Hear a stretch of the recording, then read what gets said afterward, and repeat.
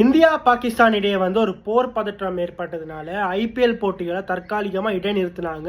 So திருப்பி பார்த்தீங்கன்னு சொன்னால் நாளைய தினம் 17ஆம் தேதி சனிக்கிழமை வந்து மீண்டுமே ஆரம்பிக்க போகிறாங்க போட்டிகள் எல்லாமே. ஸோ இந்த போட்டிகள் எல்லாமே ஆரம்பிக்கிறதுக்கு முன்னுக்கு ஐபிஎல்லால் பார்த்தீங்கன்னு சொன்னால் ஒரு புதிய ரூல்ஸ் ஒன்று கொண்டு வந்து கொடுத்துருக்காங்க அப்படின்னு சொல்லக்கூடியதாக இருக்கும்.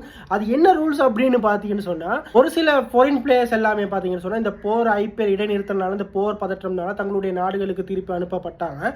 ஸோ திருப்பி ஆரம்பிக்கும் போது அப்படி மீண்டும் பார்த்தீங்கன்னு சொன்னால் அணியில் இணைந்து கொள்ள முடியாத சில பிளேயர்ஸை வந்து ஐபிஎல் வந்து என்ன ஒரு ரூல்ஸ் கொண்டு வந்திருக்காங்க அப்படின்னு பார்த்தீங்கன்னு சொன்னால், அந்த அணியில் வந்து வேறொரு பிளேயர்ஸை எடுத்துக்கொள்ள முடியும், மாற்று வீரரை ஒருத்தரை எடுத்துக்கொள்ள முடியும் அந்த பிளேயர்ஸுக்கு பதிலாக.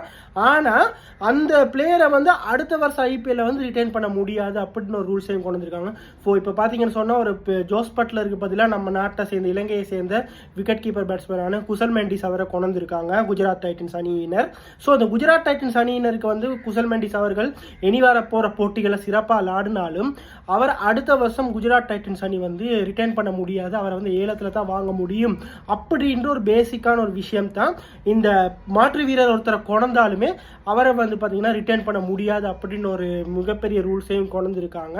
அட் த சேம் டைம் இன்னொரு முக்கியமான ஒரு விஷயத்தையும் கொண்டு வந்திருக்காங்க அப்படின்னு பார்த்தீங்கன்னு சொன்னால், இந்த இடைநிறுத்துவதற்கு முன்னுக்கு பார்த்தீங்கன்னு சொன்னால் ஒரு சில பிளேயர்ஸை வந்து மாற்று வீரரை அறிவிச்சிருக்காங்க தானே, அந்த பிளேயர்ஸுக்கு அப்படி எந்த விதமான ரூல்ஸுமே கிடையாது. இனிவார போட்டிகள் அவங்க நல்லா விளாண்டாங்க அப்படின்னு சொன்னால் அவங்கள அடுத்த வருஷம் அந்த அணியினர் தக்க வைத்துக் கொள்ள முடியும். ஃபார் எக்ஸாம்பிள் பார்த்தீங்கன்னா ஒரு சில வீரர்கள் வந்து இந்த இடைநிறுத்தத்துக்கு முன்னுக்கே அறிவிச்சிருந்திருப்பாங்க, ஆனால் அவங்க ஆட போகிற நேரத்தில் இந்த ஐபிஎல் வந்து இடைநிறுத்தப்பட்டு இருக்கும்.